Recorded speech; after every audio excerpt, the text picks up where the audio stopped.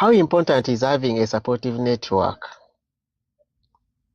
And how have you built yours? First of all, we are social beings. Naturally, we are social beings, and especially where we come from, the African communities, we grow around people. We have so many people around us, and if something happens, sometimes you don't even tell your mom, you tell your neighbor, you tell your aunt, you tell somebody. So, a supportive network. I grew up personally in, you hear me going back to where I grew up, how I grew up, and all that sort of thing, because I believe how we grow up, how we nurtured, plays a very, very big role in who we become, or how we end up serving society.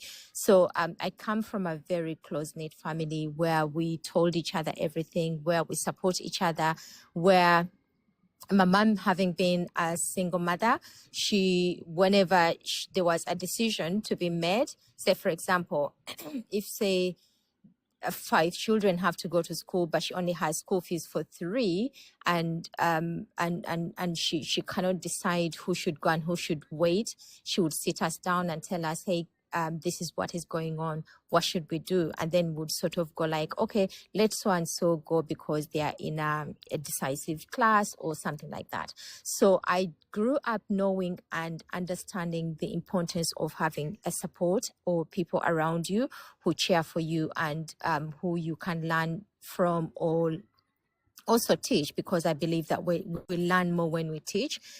When we teach, we get to actually understand more what we've learned. So I grew up understanding that concept, and it is one of the things that I held on to, and I still hold on to, although over the years people change, communities change, we change locations and life happens. But I've always understood, whether it was 10 people or 2 people, I've always had that support. And I realized now that it doesn't have to be family sometimes, and not because we hate family or anything like that, but it's because sometimes our journey takes us away from their interests. So I might be interested, say, in a sport, or I might be interested in writing books, or I might be interested in talking on TikTok. And maybe my family doesn't want that. Maybe they cannot come on TikTok to support me. So what I would do, I used to find groups. I would find groups on Facebook. Before, I would find a group of women this, or this girl this, or that. And even through that group, I try to show up, but I also try to help people, because I understand that when I come out to help people, one day if I need to understand something, I'm going to lean on that group as well. So I have always build a supportive network around me.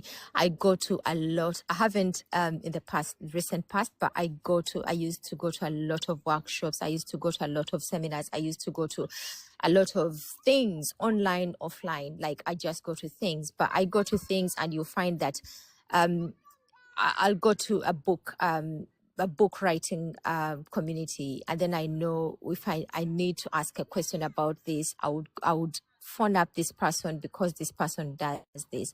I would go to different communities. And right now, how did we meet? We met on X, and from there, of course, we've created a small family-like community where we bounce off each other. And if we don't see each other, somebody in a little while, you check on them, they check on you, and that sort of thing. So to me, it is very, very important to have a supportive network.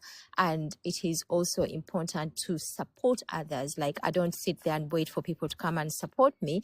I look out for people and see, oh, so and so needs support. They might not be able to say it, but I'll reach out to them. And I believe by so doing, it also plants a seed in them to know that, oh, next time I see somebody struggling with this, I'll reach out to them to help. So yeah, to me, having a community, a supportive community, is very important. And I encourage everyone, you don't have to have a lot of people, but you can have 1 or 2 people that that you share with your journey with. You don't have to tell them everything, but you could ask them like, hey, listen, I'm planning to lose weight, or I'm planning to learn this skill.